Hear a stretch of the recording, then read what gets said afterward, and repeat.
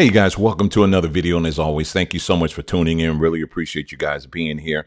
We're going to talk about a story here that I found to be quite interesting. And if you have children, school-age children, this should definitely be of great interest to you. At least the first story. The second story is kind of more of a follow-up, still on the topic of education. But anyway, let's go ahead and get started. Now, many times when you're on these internet streets, you got the back and forth stuff going on. You got the gender war thing going on. You got the, you know, black women ain't this or black men ain't that or whatever. Then it's spilled over into the whole, immigrant versus Aboriginal versus foundational Black American and all that stuff. And the other day, just recently, I saw this thing where I think it was someone that was, I'm assuming they were Jamaican, posted something that said something to the effect that, hey, Jamaican food is soul food.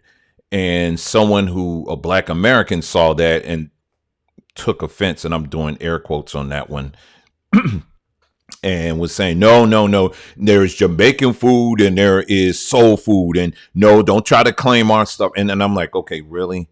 I mean, literally all of this stuff that you see on social media, oftentimes it's there. It's just on social media.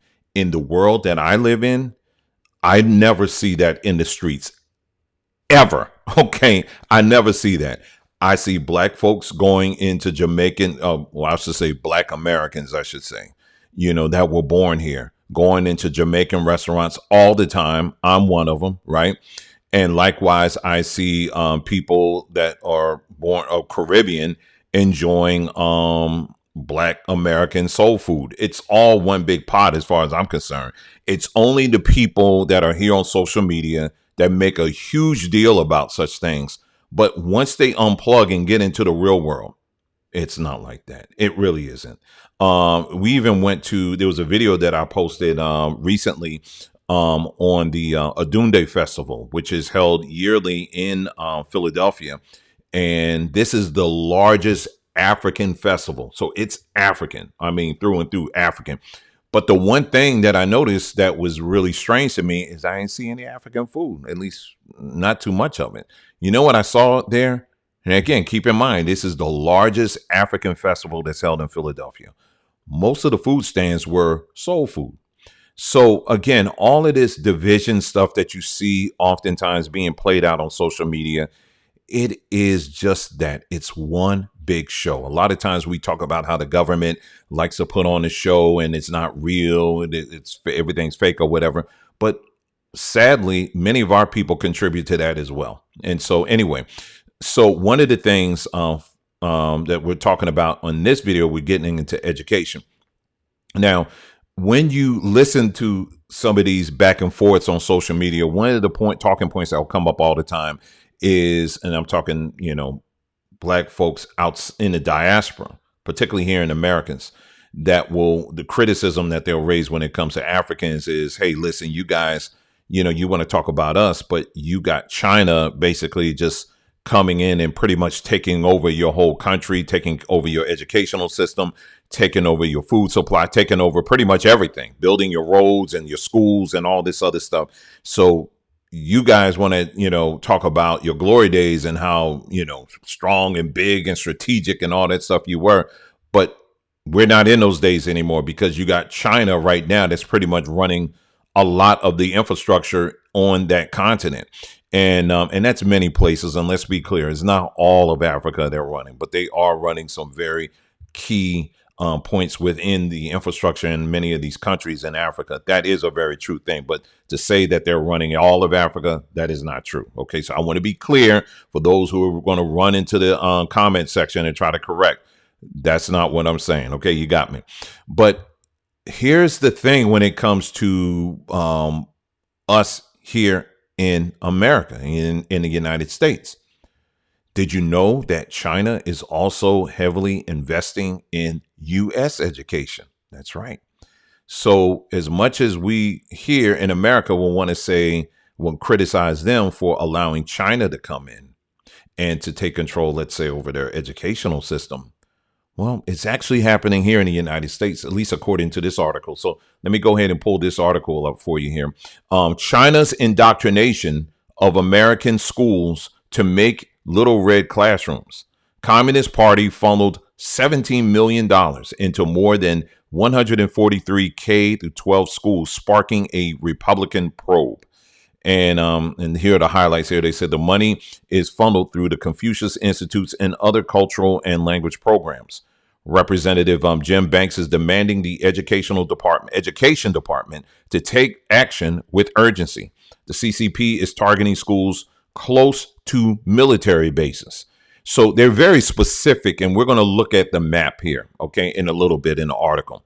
They're being very specific on what schools they are targeting, okay? And we're going to point out the things at least I was able to see there, the pattern I was able to notice. Okay, so let's read the article just a little bit. Republicans are taking action after a new study revealed that the extent of China's indoctrination of America K through 12 schools at the tune of $17 million. The report by Parents Defending Education states that the close coordination between the Chinese Communist Party and U.S. schools to establish Confucius classrooms has historically included 143 school districts in 34 states and Washington, D.C. In addition, at least 7 contracts are still active in Texas, Kentucky, Minnesota, Oklahoma, Oregon, and Washington. All right. So, and then it goes on. It says the report called Little Red Classrooms reveals that 17 million has been funneled from CCP connected financial institutions into U.S. K through 12 schools, including, through Confucius Institutes and other cultural and language programs. So here's the map right here. I found it to be interesting. I checked out, and I'm familiar with some of these areas, but most of them I had to check out. What it seems like, at least these this program, this Chinese program, it's active in school districts. If we want to look at demographics, it looks like there are school districts that have a higher majority of whites that go to these schools. These don't appear to be in school districts that are, that have a significant percentage of black students, but they do have a significant population of white students, at least, just what they have listed here on the map. So there you go. And it says it also states that the CCP has ties to school districts near 20 U.S. military bases, and 3 of the nation's top science and technology high schools have been infiltrated. One thing we got to understand too, see, China isn't just throwing money around. Okay. They're going to be very specific and clear when it comes to how they are targeting this money. So they're not going to put their money in a school district that's failing. All right. They want to target the future thinkers of the country. Right. And also they want to target schools that just so happens to be closely, in close proximity to military bases. So they're being very specific with this. And so let's continue. It says China has facilitated these relationships through grants and sister school partnerships going back to 2009. Programming and funding has varied between school districts, reports add. So this is not just the only school districts. These are the ones that are still in existence now. But, it's according to the article, it seems like they have invested in many other school districts as well. All right. So let's see. The Chinese Communist Party is not a trustworthy partner. Accepting funding and influence from our greatest adversary is a threat to Americans' children and national security, Banks told the Daily Mail. He wrote in the letter that the U.S. must take every measure to strengthen its defenses against China, including by blocking their ability to propagandize America's K-12 schools. I'll just skip down here. Not only is the CCP trying to promote their propaganda through education programs, but are using Chinese shell companies to outright buy American private schools around the country. And he says he is urging state governments, along with federal assistance, to start cracking down on targeting our children. And it goes on. All right. And here's a letter right here. Okay. Very extensive article here. And I'll put the link in the chat here so that you can read it on your own and then you can go further with that. When it comes to infiltration and they're not a partner and all this other stuff. First of all, one thing our people have to understand, and I had this thought earlier, is that we, even though we will, as I'm talking about black folks now, we will spend all day and all night talking about how racist this nation is and how they do not like black people, and we can't trust them and all this other stuff. But when it comes to education, in many cases, we do. We trust them a whole lot, a whole lot. And this is why, like, we just did the, a couple of videos that we just did recently talking about the whole thing about the, state of Florida and how they are taking on the task of doing, educating people or students on African American history. And my take on that was, number one, I do not trust the government. I don't care if it's a Democrat or Republican sitting in office, state, local, federal. It don't matter to me. That is not a task that should primarily be on the lap of the government, period. Why? Because this is the same institution. This is the same government that enslaved us. So why on earth anybody with got a brain would believe that this government has has your children in best interest and are going to make sure they teach the full part of your history? They're not going to leave anything out. They're going to teach everything. So why on earth would anybody teach that? I mean, anybody buy into that, especially with our history? But unfortunately, many of our people have been groomed and trained to, even though you're allowed to voice your discontent with the government, at the end of the day, many of our people still love, cherish, and embrace this same government. It's amazing to sit back and watch how many of these people, particularly these talking heads, will get on social media and will say all kinds of things about the government and how evil and wicked and all that is. But at the same time, when it comes to education, when it comes to what they're teaching, what they're not teaching, they will be the first ones to lead the arguments and the discussion saying, this is horrible, this is terrible, look at what they're doing and all this other stuff. It's like a schizophrenic relationship with the government. And this is why we tell people all the time, number one, you should start and end with the fact that this is your oppressor. Period. Okay, so they have no interest in really teaching your children everything you need to know. The educational system was set up for one thing and one thing only, was to create an entire class of obedient workers. And right now, what you're seeing happening right now, where particularly here in this part of New Jersey where we reside, there was an article that I came across where they said that New Jersey is projected to be one big warehouse district. And as someone who is a current resident of New Jersey, I can tell you right now, they are literally building warehouses all over the place. So this is a whole class. So if you want to talk about Amazon and how they are not treating their employees well, guess what's going to happen when you have an entire state of warehouses of different companies? And you're going to just see this thing played out over and over again. So they are training people not to be scientists or, lawyers, doctors, and all this stuff. This system wants to train people to be obedient. Well, everything I just described to you, this is why I went through all of this. Everything I just described to you is exactly what we see happening in China.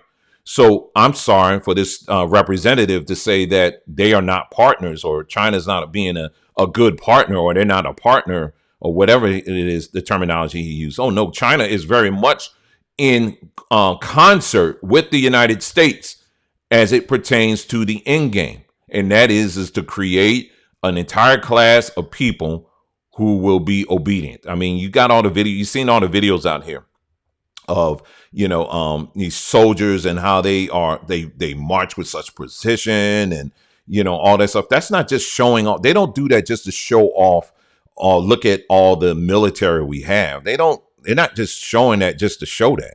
There's what it is. It's a projection to all the other world leaders. Look at the precision that we're able to control these people. That's what it's about.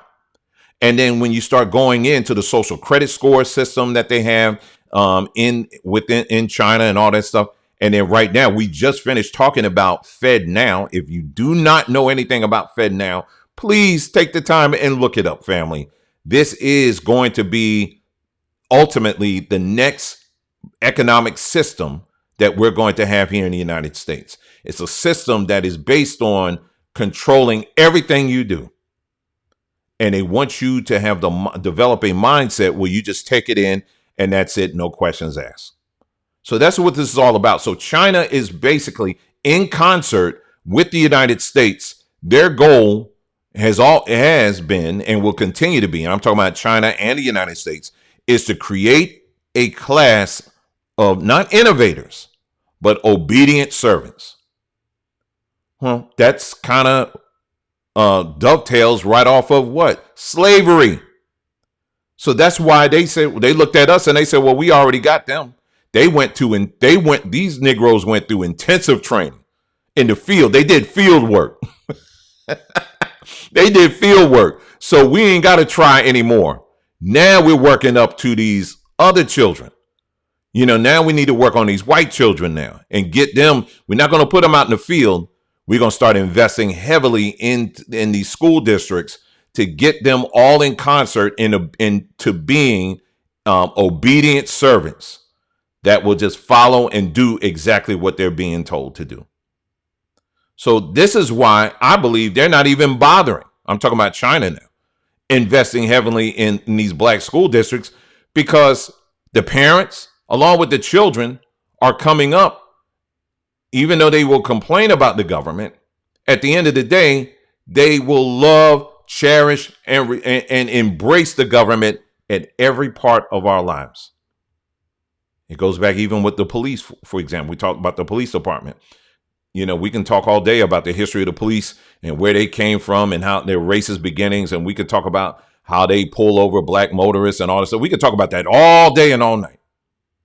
But what the honest conversation about that a lot of our people will not have is the amount of times our people will call them just off of minor things to break up fights within our own home. If there's if the mother and father or the boyfriend and girlfriend, they're not getting along and the conversation is getting heated, what's the first thing they turn to? Who's the first people they turn to? Do they turn to the government, or rather, do they turn to the elder in their family? No. In many cases, they turn to the police. So it's inbred in many of our people to always turn to the government for everything, even some of the most basic things. And so getting back to this article here, it's showing us exactly where this thing is heading.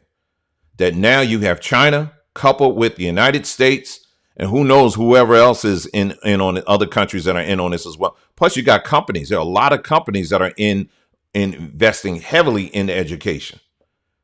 They'll say, well, we do this because, this is just us giving back or whatever. Ultimately, they want good workers. That's what they want, and that's why they do it. Workers that will be obedient and ultimately won't question a thing. So seeing this article that we just looked at, how China is now investing heavily in the educational system here in the United States, all the more reason, family, why you need, if you have children that are school age, you definitely need to not just talk about it, but you need to look into off plantation solutions when it comes to education for your children. What am I talking about? Homeschooling. Looking at homeschooling.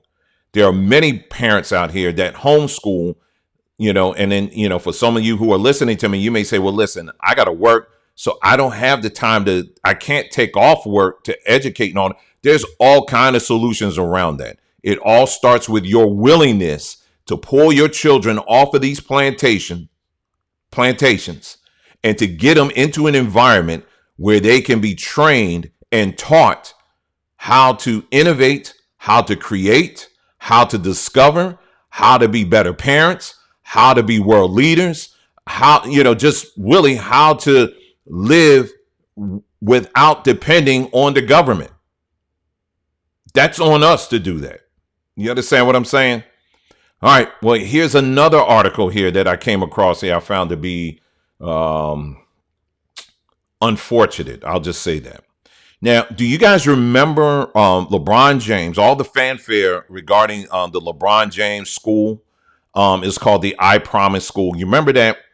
And a lot of people are saying, "Oh man, it's good to see a black man giving back to the community," and is this is good, and we're excited about this. And people that want to say stuff about him and all this stuff. Look at him now; he's doing it now. He's giving back to the community. All of that is valid.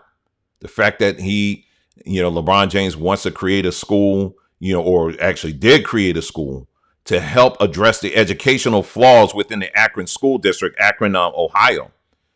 That is something to be commended.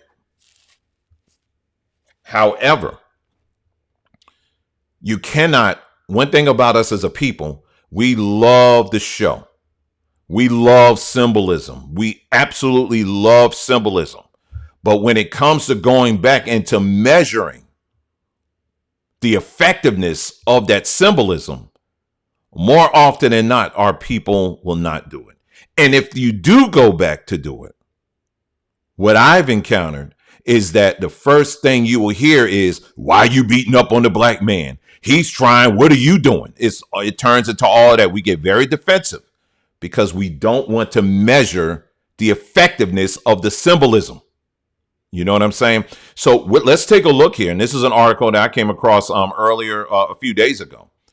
LeBron James backed I Promise School delivers discouraging results. No 8th grade student has passed state math test in 3 years. Now, I'm not faulting LeBron James on this. Let me just be clear. This is not LeBron James' fault. LeBron James took the money that he had, invested it into a solution, invested it by hiring, what I would assume, top-notch teachers, administrators, educators, the whole nine. But with education, there's another wheel that's required in order for that to be successful. And that falls on the parents. One of the biggest things when you talk to teachers, particularly black teachers, they will tell you one of the biggest obstacles that they encounter are parents that one reason or another, they don't want to get involved. Now, this is not the case for all black parents. Again, let me be clear before you jump in the comment section. But what I do know, and I have a little experience in this, is when you are addressing some of the worst case scenarios, you're going to get the worst case scenarios all around when you're dealing with that, including the parents as well. You're going to get that. So I would not doubt in my mind that there is that area is probably lacking when it comes to parental backing, support, the whole nine. You know what I'm saying? But let's get into the article. All right. It says, I Promise operates in partnership with the LeBron James Family Foundation. It is a public school in Akron which aims to serve students already falling behind. Okay, and then it goes on. It says, I Promise School, partly funded by LeBron James and his foundation, has come under scrutiny from the state following revelation of alarming test scores. The Akron, Ohio Public School operates in conjunction with the LeBron James Family Foundation, has not had a sole student in its fall 8th grade cohort pass the state math test since the 3rd grade, per the Akron Beacon Journal. James's altruistic venture saw him help the school open in 2018 to serve students who are already falling behind and in danger of falling through the cracks, according to the website. While there was data which revealed students from the school had improved year on year, some had in fact gone backwards since attending I Promise. According to the journal, its black students and those with disabilities are testing in the bottom 5%. Now, when they say those with disabilities, schools will label just about anybody with disability. Particularly, they have this, tendency to label black students, especially with disabilities, just because they ain't paying attention, that kind of thing, So that can be one and the same. Unfortunately, I'm saying according to how states look at the term disabilities. But let's continue. School board president Derek Hall believes the current state of the school is disheartening. For me as a board member, I just think about all the resources that we're providing, Hall said via the Journal. And I'm just disappointed that I don't think it doesn't appear like we're seeing the kind of change that we would expect to see. Keith Lecce, Clifford, hope I'm saying that right.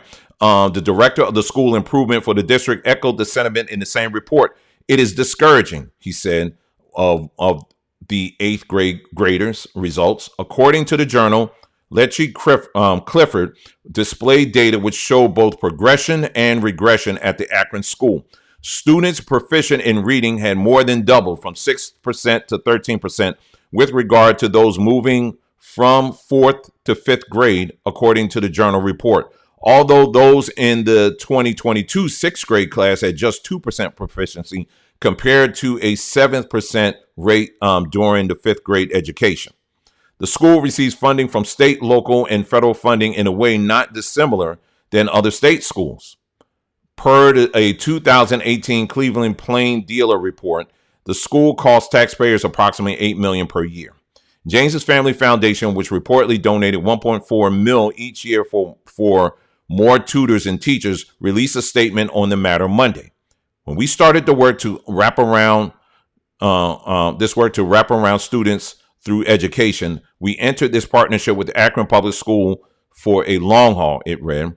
Because this work requires a long-term commitment, hard work, and a lot of love and care, and that's what we bring each year, each and every day, because the I Promise School is more than a school. Right, exactly right. If you're going to be dealing with that demographic, it has to be more than a school. It has to be a daycare. It's got to be a parent center. It's got to be a food supply. It's got to be. These just are facts, family. These are facts. I'm not just throwing things out here. That's why I said I don't fault LeBron James on any of this at all. You know, in fact, I credit him, especially with him having the understanding that, listen, if you want to see results, you're going to have to look at this thing from a long haul perspective, because it's not just bringing students in the classroom and expecting them to sit down and that's it. You got students that are coming from situations where they're not getting properly fed at home. You got students that are in situations where they're just a breath away from being homeless. Some of them probably are homeless, dealing with abuse. So you need counselors in the school that can help counsel these students to help them deal with that, while at the same time keep them focused on their education. Then you got the ones that are dealing with mental health issues. So it's a lot of work when you're going to deal specifically with our people. That is no shade at all. That's just 100% fact. And it's going to take commitment, such as what LeBron James, his foundation, is putting out here, that they're in for a long haul. It's going to take commitment like that in order to fully address this issue when it comes to education, the education of our students, not just from the LeBron Jameses of the world, but also from the parents. The parents must get involved. The parents must be active. The parents have to be on point. They got to be at every function of that school. I don't care if you got to work. You better find a way to get out of work so that you can make sure you're talking to your teachers, that you can make sure that you're at the parent-teacher conferences. You can make sure that your students have everything that they need in order to succeed. Because what we find is that a lot of our people spend a great deal of time complaining about the system and saying what is not being done versus investing to this level. This is an all hands on deck situation, family. The war over your children, over our children, has been going on for many, many, many years. Now you have other countries that are coming in and they're pouring in their monies into the educational system to do what? To train our children to be compliant with the system, with the New World Order. That's what they want. It is going to be up to us as people, as individuals, as Black folks, to take control of the destiny of our children by way of taking full control over our education. That's where it's going to be. And I'm going to keep on saying this over and over and over again. We cannot depend on this government to do the job that we should be doing in our homes. I hope you got something out of this, family. Thank you so much for tuning in. You guys take care, and we'll be talking again soon.